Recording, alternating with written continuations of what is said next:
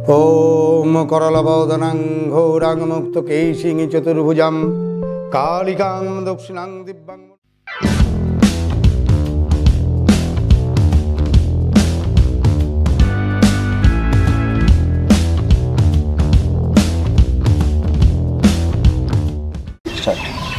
नमस्कार। गुरु ब्रह्मा गुरु विष्णु गुरुदेव महेश्वर गुरुरेव परम ब्रह्म तस्मै श्री गुरवे नमः। अज्ञान्ति विनन्दस्य ज्ञानाञ्जन शलाकया चक्षुरुन्मिलितं येन तस्मै श्री गुरवे नमः। तमेव माता च पिता तमेव बन्धुश्च सखा तमेव विद्या च विनङ्ग तमेव सर्वं मम देवदेव।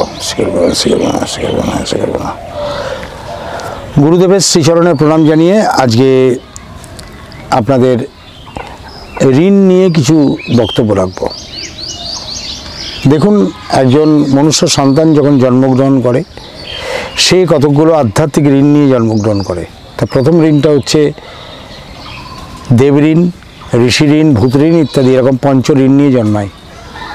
तो ये भूत ऋण काके बोलबो? भूत बोलते किन्तु भूत प्रेत नय, आत्मा नय।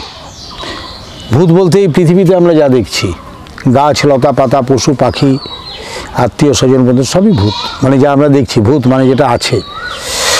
तो এই ঋণ শোধ করতে গেলে আমাদেরকে কি কি উপায় অবলম্বন করতে হবে? প্রথমত বলছি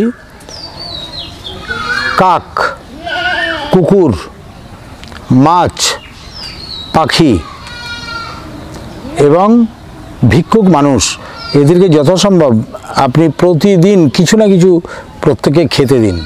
তাদের যে ক্ষুধা নিবারণ করুন আপনার সামর্থ্য অনুযায়ী যেটা আপনার মনে হয়। আর যদি মানুষ হয় তাকে 10টা 5টা 20টা 50টা টাকা দিয়ে দক্ষিণা দিন। তিনি যে আপনার খাদ্য গ্রহণ করলেন, আপনি যে দান করলেন তার পরিমাণ স্বরূপ দক্ষিণা দিন। দ্বিতীয়ত হচ্ছে আপনি যদি কোনো ব্যাংক বা কোনো আর্থিক সংস্থা থেকে ঋণ নিয়ে থাকেন কিছু টাকা, সেই টাকাটা আপনি শোধ করছেন কিন্তু মাঝে মাঝে দেখছেন অসুবিধা হচ্ছে, আপনি লক্ষ্য রাখবেন আপনার যে দিনে আপনার টাকা দেওয়ার কথা ঠিক তার আগে যে কোনো একটা মঙ্গলবার থেকে টাকাটাকে রিপেমেন্ট করুন, মানে ঋণ শোধ করুন মঙ্গলবার থেকে। এতে খুব তাড়াতাড়ি এবং বিঘ্নহীনভাবে আপনার টাকাটা খুব তাড়াতাড়ি শোধ হয়ে যাবে, কোনো বাধা আসবে না। পঞ্চমত হচ্ছে যে আপনি যেটা করবেন সেটা হচ্ছে প্রতি শুক্রবার দিন একটা সুপুরি নেবেন। সেই সুপুরির মধ্যে লাল সুতো বা লাল কার ভালো করে পেঁচাবেন এবং সেটা মা লক্ষ্মীর কাছে অর্পণ করুন।